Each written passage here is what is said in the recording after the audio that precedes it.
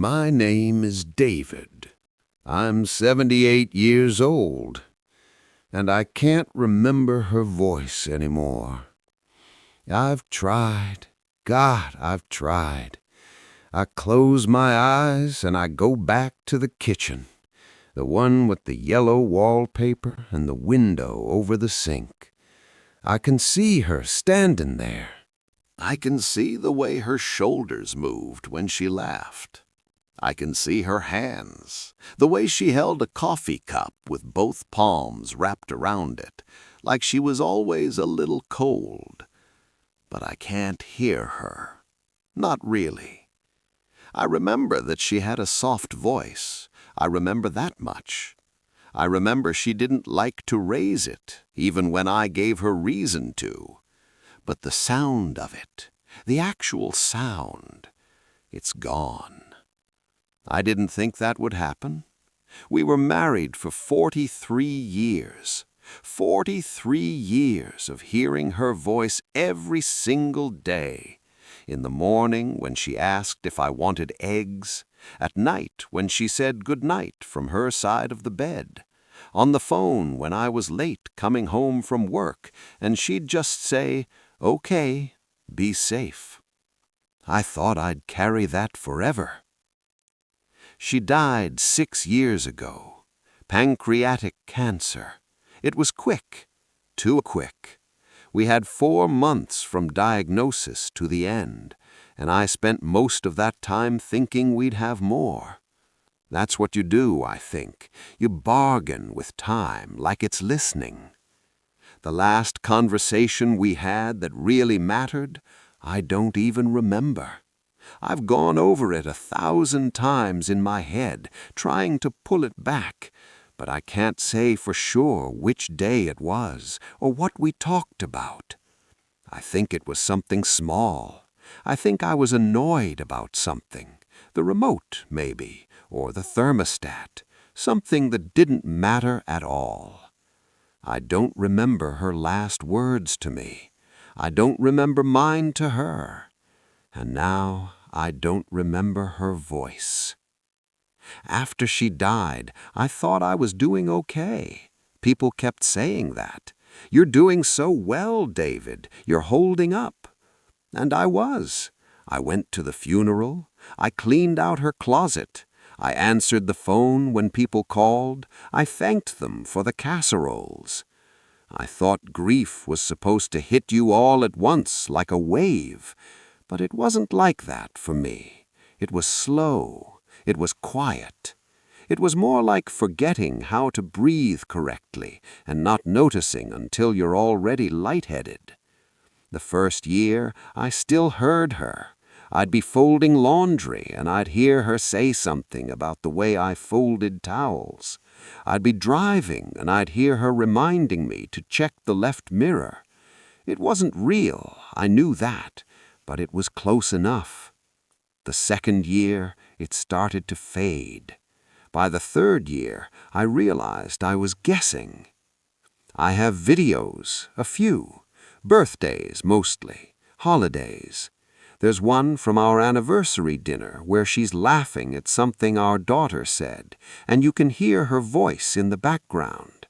I've watched it so many times I've worn it out. But it's not the same. It's her laughing. It's not her talking to me. I have voicemails, too. 3 of them. I saved them on an old phone I keep in a drawer. I don't listen to them often, maybe twice a year.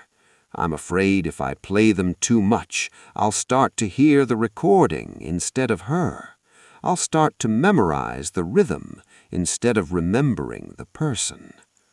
I'm afraid I'll lose what's left. There's a specific moment I keep going back to. It was a Sunday morning, maybe 15 years ago. We were sitting at the table with the newspaper spread out between us, and she said something. I don't remember what, but I remember I looked up and I was about to respond, and then the phone rang. I got up to answer it. It was my brother. We talked for 20 minutes, maybe longer. When I came back, she was already in the other room. I never asked her what she was going to say. I didn't think about it again until after she was gone, and now it's one of those things I can't let go of. What was she going to tell me? Was it something small? Was it something that mattered? I'll never know. And I can't even hear her voice saying the beginning of it. I think about all the things I didn't pay attention to. The way she said my name when she wanted my attention. The way she sounded when she was tired, when she was happy, when she was trying not to cry. I took it for granted that I'd always know. I assumed memory worked like a recording, that if I needed to go back and hear her again, I could just press play. But it doesn't work that way. Memory is softer than that. It changes shape. It fades at the edges. You try to hold on, and it slips through. Now, when I think of her, I see her face. I see her clearly. But when I try to imagine her speaking, it's like watching a silent film. I can see her lips moving. I can see her expression. But there's no sound. Our daughter sounds like her, a little. Not exactly, but close enough that sometimes on the phone I'll close my eyes and pretend, just for a second, just to feel like I'm talking to her again. I've never told our daughter that. I don't know if she'd understand, or maybe she would.